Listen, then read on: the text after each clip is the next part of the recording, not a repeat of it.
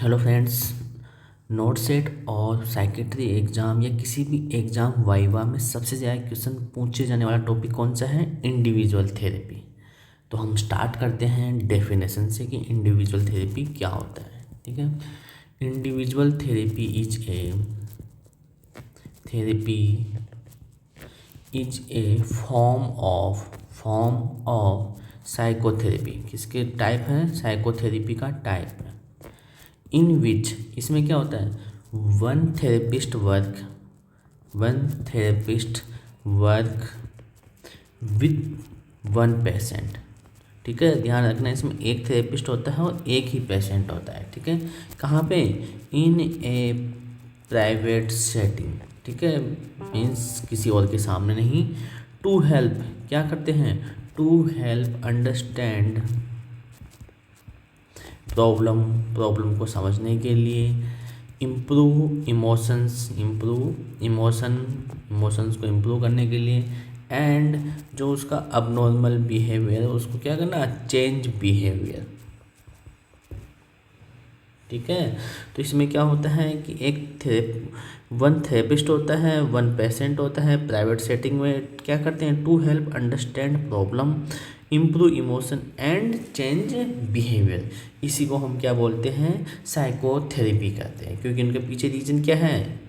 Patient की problem को समझना, उसके इमोशन को इम्प्रूव करना एंड उसके बिहेवियर को चेंज करना। ठीक है, यह क्या है? 1-to-1 रिलेशनशिप किस किस के बीच में? साइकोथेरेपिस्ट और पेशेंट के बीच में 1-to-1 रिलेशनशिप होता है। ठीक है, और ये क्वेश्चन आ चुका है। इट इज़ बेस्ड ऑन, किस पे बेस्ड होता है? बेस्ड ऑन या डिपेंड ऑन। यहाँ पे बेस्ट की जगह हम लिखेंगे depend on. It is depends on therapeutic trusting relationship.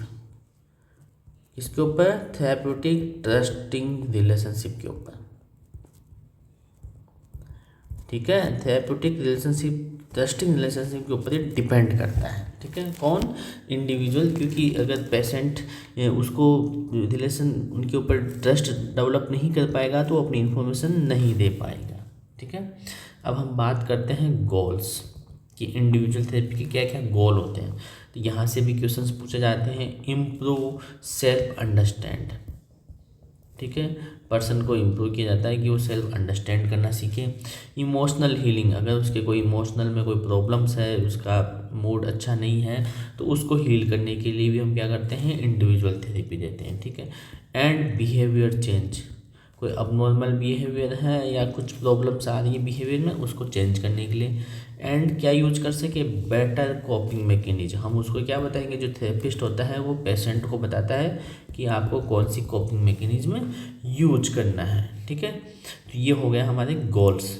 अब हम बात करते हैं टाइप्स। किसके ऊपर? टाइप्स ऑफ इंडिविजुअल थेरेपी, कि इंडिविजुअल थेरेपी के कौन कौन से टाइप होते हैं। और सबसे ज़्यादा क्वेश्चन अगर पूछा जाता है वो यहीं से आता है। पहला होता है psycho analytic therapy. Psycho analytic therapy, बहुत बार क्वेश्चंस पूछा हुआ है कि साइको एनालिटिक थेरेपी को किसने डेवलप किया था। यही क्वेश्चन आ जाता है। Develop by Sigmund Freud.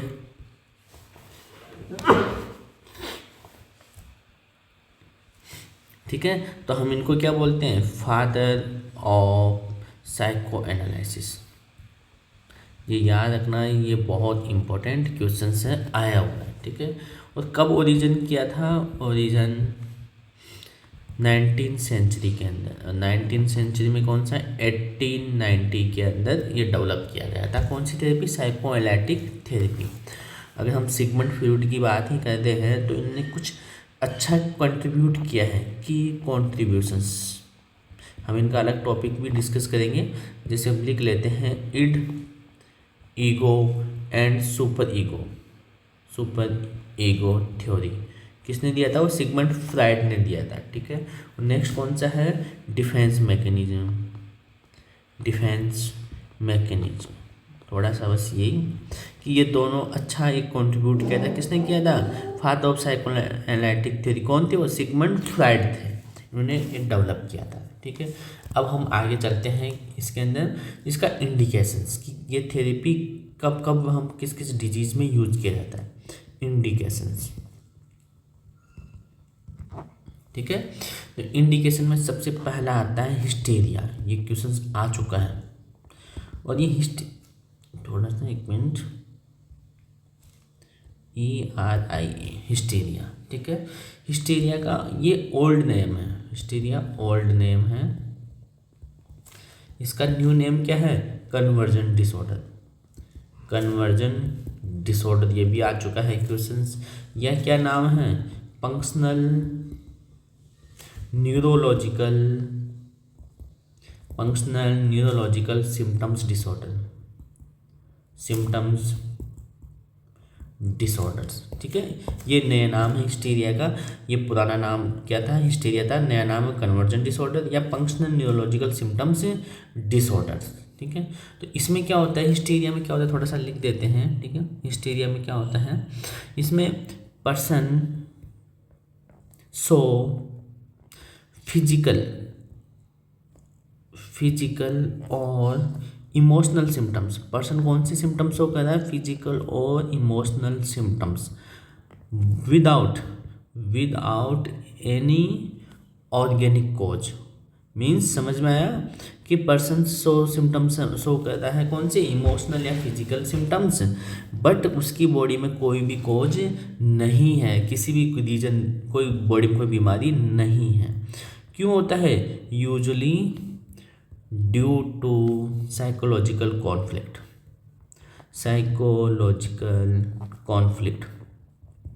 ठीक है, इसकी वजह से वो सिम्टम्स शो करता है, इमोशनल या फिजिकल सिम्टम्स। उसको हम कहते हैं हिस्टीरिया कहते हैं या कन्वर्जन डिसऑर्डर्स कहते हैं। ठीक है, और सेकंड कौन सा है इंडिकेशंस में? न्यूरोटिक डिसऑर्डर्स पता है, जैसे एंजाइटी हो गया। ठीक है, एंजाइटी इसमें फिर बहुत सारे टाइप ऑफ फोबिया हो गया, अलग से ओबेसिटी हो गया। ये न्यूरोटिक डिसऑर्डर में हम क्या यूज करते हैं? कौन सी थेरेपी यूज करते हैं? इंडिविजुअल थेरेपी यूज करते हैं। ठीक है, या इसके अलावा जैसे न्यूरोटिक डिसऑर्डर का एक टाइप है DCD। ठीक है, DCD डिसोसिएटिव कन्वर्जन डिसऑर्डर, इसमें भी हम ये यूज करते हैं। ठीक है, तो ये याद रखना, ये इंपॉर्टेंट है कि दोनों ही यहाँ से क्वेश्चंस आ चुका है कि कौन सी कंडीशन में हम इंडिविजुअल थेरेपी यूज करते हैं। ठीक है, अब हम नेक्स्ट बात करते हैं साइकोएनालिटिक टेक्निक्स। यहाँ से भी क्वेश्चंस आ चुका है, एनालिटिक टेक्निक्स। ठीक है, साइकोएनालिटिक टेक्निक्स कौन कौन सी होती हैं? पहला होता है फ्री एसोसिएशंस, यहाँ से क्वेश्चंस आ चुका है भाइयों। सेकंड होता है ड्रीम एनालिसिस। ठीक है, कौन कौन सा होता है? फ्री एसोसिएशन, और सेकंड होता है ड्रीम एनालिसिस होता है। तो पहला क्या होता है? Free association. थोड़ा सा लिख लेते हैं, ये क्वेश्चन आ चुका है नोट सेट के अंदर, पूछा हुआ क्वेश्चन से। ठीक है, फ्री एसोसिएशन क्या होता है? वेयर द, यहाँ पे क्या करते हैं? Where the patient is asked to say, हमने पूछा कि कोई भी टॉपिक के बारे में, और क्या बोला? से whatever comes to mind freely without, ये हम क्या बोलेंगे? हमने किसी टॉपिक को उसको पूछा, हमने कहा है कि आप पेशेंट से whatever जो आप कहना चाहते हो फ्री माइंडली कहो, विदाउट क्या? Without censoring thought. ऐसा नहीं कि हम क्या सोचेंगे, कोई क्या सोचेगा, नहीं, आपकी जो भी आपके माइंड में आ रहा है फ्री, हमने उसको फ्री हैंड कर दिया कि जो भी आपके माइंड में आ रहा है वो आप बोलिए। तो इसको हम कहते हैं फ्री एसोसिएशंस। ठीक है, इसका पर्पज क्या है? ये क्वेश्चन आ चुका है। ठीक है, इसका पर्पज है रिवेल, हम आइडेंटिफाई कर दें कौन से? अनकॉन्शियस थॉट्स को। सेकंड क्या है? Identify repressed conflict. ठीक है। कोई कॉन्फ्लिक्ट आइडेंटिफाई, जो दबे हुए कॉन्फ्लिक्ट है उनको आइडेंटिफाई कर दें, या फिर हम क्या करें, असेस हिडन मेमोरीज, कोई उसकी हिडन मेमोरीज हैं तो हम उसको आइडेंटिफाई करने की कोशिश करते हैं। कैसे आइडेंटिफाई करेंगे, फ्री एसोसिएशन के द्वारा। फ्री में क्या करते हैं, क्योंकि हम पेशेंट को बोल रहे हैं कि whatever come to mind freely without sensing, कि आप बोलिए जो भी आपके माइंड में आ रहा है आप वो बोलिए, कुछ भी यहाँ पे ऐसा नहीं कि आपको मॉनिटर किया जा रहा है, ठीक है। उसको हम कहते हैं फ्री एसोसिएशन। सेकंड कौन था, ड्रीम एनालिसिस, ठीक है। ड्रीम एनालिसिस क्या होता है, फाइंड आउट, यहाँ पे साइकोलॉजिस्ट करेगा, जो थेरेपिस्ट है वो क्या करेगा, find out repressed thought and feeling of patient, feeling of patient, ठीक है। मीन्स इसमें हम क्या कहते हैं, फाइंड आउट, जो पर्सन के जो रिप्रेस थॉट्स हैं या फीलिंग्स हैं उसको हम फाइंड आउट करने की कोशिश कर रहे हैं, किसके थ्रू, थेरेपिस्ट के थ्रू, ठीक है। तो इसका क्या होगा पर्पज, ड्रीम एनालिसिस का पर्पज क्या है, रिवेल रिप्रेस्ड, जो दबे हुए हैं ये रिप्रेस्ड विशेज, उनको हम आइडेंटिफाई करते हैं। अंडरस्टैंड, हम समझते हैं, अंडरस्टैंड इनर कॉन्फ्लिक्ट, की इनर कॉन्फ्लिक्ट क्या है हम आइडेंटिफाई करते हैं, ठीक है। इसमें थेरेपिस्ट काम करता है ड्रीम एनालिसिस में, और वहाँ पे फ्री एसोसिएशन ओनली पेशेंट बोलता है, ठीक है। And emotional insight, emotional insight, समझ में आ गया। यहाँ पे थेरेपिस्ट फाइंड आउट करता है और इसके अंदर पेशेंट स्पीक करता है, पेशेंट बोलता है, ठीक है। तो ये दोनों थेरेपी बहुत इंपॉर्टेंट है। यहाँ से क्वेश्चंस आ चुका है, फ्री एसोसिएशन से आ चुका है क्वेश्चंस, और सेकंड कौन सा, ड्रीम एनालिसिस। तो फ्री में क्या होता है कि पेशेंट को मोटिवेट करते हैं कि जो भी आपके माइंड में आ रहा है वो बोलिए, और ड्रीम एनालिसिस में थेरेपिस्ट क्या खुद क्या करता है, फाइंड आउट करता है रिप्रेस थॉट्स और फीलिंग्स को, ठीक है। अब हम नेक्स्ट बात करते हैं फेज ऑफ साइकोएनालिटिक थेरेपी, ये भी बहुत इंपॉर्टेंट, फेज ऑफ बहुत इंपॉर्टेंट है यहाँ से, ठीक है। साइको एनालिटिक थेरेपी कि कौन कौन से फेज होते हैं, हम कैसे इसको कंडक्ट करते हैं, सेशन कैसे स्टार्ट करते हैं, ठीक है। तो इसमें यूजुअली 3 फेज है, यूजुअली 3 मेन फेज, ठीक है। तो पहला स्टार्ट करते हैं इनिशियल फेज से, ठीक है। एक मिनट, इनिशियल फेज, और इनिशियल फेज को हम क्या बोले हैं, बिगनिंग फेज, बिगनिंग फेज में, ठीक है। गोल क्या है इसका, हाँ, build therapeutic relationship, therapeutic relationship, हम क्या बिल्ड करते हैं, थेरेप्यूटिक रिलेशनशिप डेवलप करते हैं, कौन सी थेरेपी में, इनिशियल फेज के अंदर। इनिशियल फेज का बिगिनिंग जो फेज है वो उसका गोल क्या है, हम उसके साथ में थेरेप्यूटिक रिलेशनशिप डेवलप करेंगे, और इसका फीचर्स क्या है, हम क्या क्या करेंगे, रेपो बिल्डिंग। ये क्वेश्चंस आ चुका है कि थेरेप्यूटिक, हमने पीछे भी लिखा है किस पे बेस्ड होता है, थेरेप्यूटिक रिलेशनशिप पे बेस्ड होता है, ठीक है। बिल्डिंग, रेपो, हिस्ट्री टेकिंग, इसमें हम क्या करेंगे, हिस्ट्री टेकिंग लेंगे, पेशेंट से हम आइडेंटिफाई करेंगे, एंड आइडेंटिफाई करेंगे किस चीज़ को, आइडेंटिफाइंग अनकॉन्शियस कॉन्फ्लिक्ट को, ठीक है। एंड एक्सप्लेन करेंगे थेरेपी की रूल्स क्या है, एक्सप्लेनिंग थेरेपी रूल्स, किसको, हम पेशेंट के साथ में डिस्कस कर रहे हैं, ठीक है। तो अब यहाँ पे इस थेरेपी के जो बिगिनिंग फेज है इसमें थेरेपिस्ट का रोल क्या होगा, थेरेपिस्ट का रोल क्या होगा, न्यूट्रल होगा, कुछ भी नहीं होगा, क्योंकि हम इसमें तो हम रेपो डिस्कस कर रहे हैं, हमारे रेपो बनाने की कोशिश कर रहे हैं, ठीक है, हिस्ट्री ले रहे हैं, एंड नॉन जजमेंटल होगा, ठीक है, जो भी, क्योंकि फ्री एसोसिएशन के साथ में कुछ भी बोल सकता है, ठीक है। अब सेकंड आता है मिडिल फेज, इसको हम कहेंगे वर्किंग फेज, ठीक है, वर्किंग फेज के अंदर, ठीक है। ये मोस्ट इम्पोर्टेंट फेज होता है, मोस्ट इम्पोर्टेंट फेज, ठीक है। गोल क्या है इसका, ब्रिंग अनकॉन्शियस, इसमें हम क्या करेंगे, ब्रिंग अनकॉन्शियस अनकॉन्शियस क्या, जो भी मटेरियल है, थॉट्स है, मटेरियल इनटू अवेयरनेस, हम उसमें एक तो फ्री एसोसिएशन यूज करेंगे और सेकंड ड्रीम एनालिसिस का यूज करेंगे। ठीक है, तो हम इसमें कौन कौन सी टेक्निक्स यूज करते हैं ये भी लिख लेते हैं। टेक्निक्स तो अभी हमने बोला, पहली टेक्निक्स क्या कौन सी है, फ्री एसोसिएशंस, कि हम उसको मोटिवेट करेंगे जो भी आप माइंड में वो बोले। सेकंड ड्रीम में हम क्या करते हैं, थेरेपिस्ट आइडेंटिफाई करता है। ठीक है, आइडेंटिफाई करता है ड्रीम एनालिसिस के अंदर। ठीक है, तो इसमें क्या हो सकता है, इसमें पेशेंट रिकॉल करेगा, रिजल्ट क्या मिलेगा हमें, रिजल्ट। ठीक है, इस फेज के अंदर तो पेशेंट रिकॉल चाइल्डहुड कॉन्फ्लिक्ट। ठीक है, तो पेशेंट अपने चाइल्डहुड कॉन्फ्लिक्ट को क्या कर रहा है, रिकॉल कर रहा है। एंड क्या कर रहा है, इंसाइट डेवलप कर रहा है, क्योंकि ये कौन सा है, वर्किंग फेज, इंसाइट डेवलपमेंट। ठीक है, अब थर्ड की हम बात करते हैं, कौन सा फेज की, टर्मिनेशन फेज की। ठीक है, टर्मिनेशन फेज। ठीक है, टर्म मीन्स एंडिंग फेज। इसका गोल क्या होगा, क्लोजर एंड इंडिपेंडेंस। हम ये क्लोज करते हैं और हम क्या चाहेंगे कि पर्सन इंडिपेंडेंस हो, वो अब खुद अपनी प्रॉब्लम्स को आइडेंटिफाई कर चुका है, तो वो क्या करे, उनका कॉपिंग मैकेनिज्म यूज करे। तो फीचर्स क्या हैं, हम रिव्यू करेंगे प्रोग्रेस का, कि हमने जो उसके साथ में टेक्निक्स अप्लाई की थी क्या वो हुआ या नहीं हुआ। And resolve